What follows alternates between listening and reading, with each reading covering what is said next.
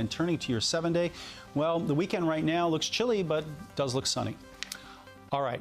Now to campaign 2019, tomorrow's general election. There are many races people have their eyes on, as well as interesting ballot questions in the city. And that's why, to break it all down, here is Larry Levy. He's the executive dean of the National Center for Suburban Studies at Hofstra University. He's also one of the best in the business, and we are so happy to have you here.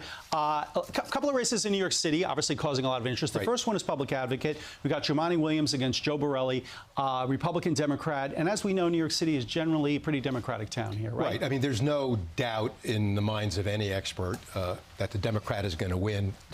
Primaries tend to be tantamount to election in a place as overwhelmingly one party as New York City. But the reason this counts is why? It's a showcase race. The person who wins it will have a statewide platform, can run for mayor. Tish James ran for Attorney General. So, you know, insiders are definitely going to be looking for how he did in a certain area.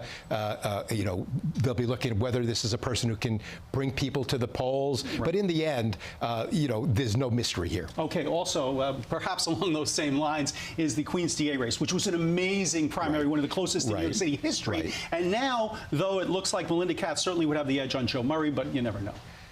Well, you know, you wish you never knew, because democracy ought to be better than that. I know, I understand that, and there's no insignificant election. I mean, the headlines were in July. You had that incredible race, you know, that came down to what, a handful of votes, a recount. Went back and forth. That's right. But this is of interest to me and to, I think, some, again, political insiders, in that it's a barometer of where the Queens Republican Party is.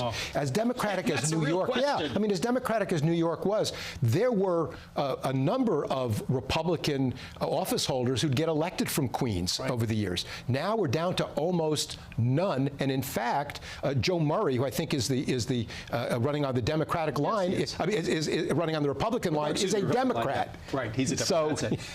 Okay, let's talk about these ballot questions, because I can tell you, first of all, just for show and tell, as we used to call it, this is the ballot questions. They're on the back. They're on the back of your ballot. Okay, so there you go. Okay, you can't really see that, but we can show them to you. And I would just only alert people to go and read them before you get there, or else you're going to spend a lot of time in the ballot box. The first one, though, is significant in that it's about elections and how you choose your vote. Literally, how you choose the person you want to be in office. Right. It's called ranked choice voting, sometimes called instant runoff. Right. It is still largely experimental, even though there have been significant municipalities that have run it. Cambridge, Massachusetts, the state of Maine now is doing it. You pick your 5 favorites, and then it all gets sorted out. That's right. It basically keeps somebody from winning with a very low percentage. Right. Somebody who may be unpopular, anathema to 80% of the voters, not slipping in a 7 or 8 person race. There's also a CCRB question that's going to raise questions about whether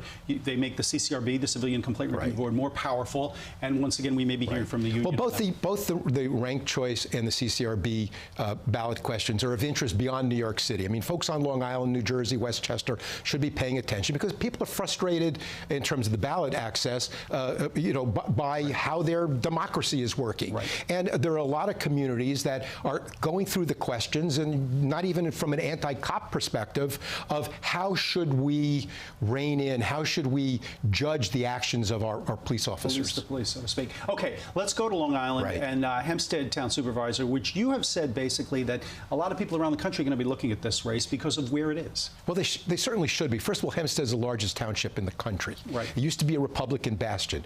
A Democrat won it for the first time in 100 years 2 years ago. Laura Gillen. That's right. Yeah, and Don Clavin is running as a Republican. But what's significant about it is that Long Island is what you could call the quintessential suburban swing county, and it's the suburbs that decide national elections. So we're going to get an advanced look at the 2020 race. Are Republicans going to come out because they're just angry at all Democrats for going after President Trump? Are Democrats still energized the way they were 2 years ago and swept in local Democrats? All right, let's talk about the Suffolk County Executive in the short period of time we have left. Steve Ballone running for re-election against John Kennedy Jr., who's the Republican. Well, Ballone is a what you call in sports a prohibitive favorite, but you know, he's running for a 3rd term, and the Democrats have to be careful that there's not a drop-off in energy.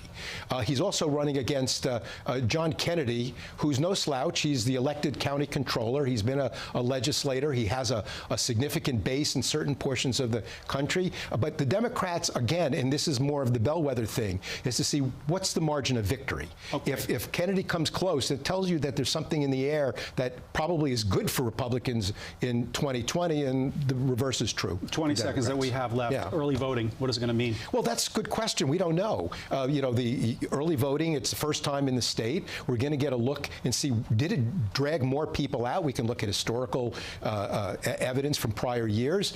We really don't know that. I tend to think it's going to help on Long Island and in New York City Democrats more, because there are more of them, and on Long Island there are more Democrats as well. The Republicans have the better local machine. This gives Democrats 11 days to catch up. All right. Well, listen, we could have you in here all the time. You're welcome here at any time. Larry Levy, one of the best from Hofstra University. Thank you so much indeed. You're welcome. And here are the polling hours across the tri-state area. Polls are open across New York State from 6 a.m. to 9 p.m. In New Jersey and Connecticut, the polls open at 6 and close at 8. Voters in New Jersey will decide on new rules for an Airbnb. It's a